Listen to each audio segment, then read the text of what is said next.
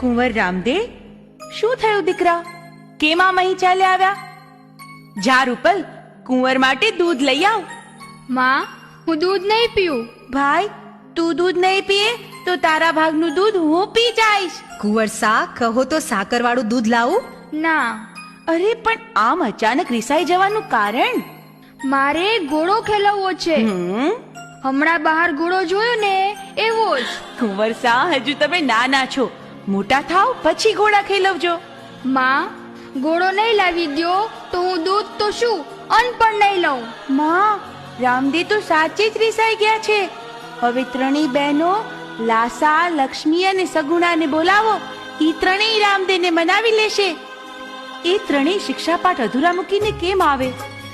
માં, મેં ગરુડજીને વચન આપ્યું છે કે તેઓ મારી સાથે લીલુડા ઘોડા સ્વરૂપે રહેશે.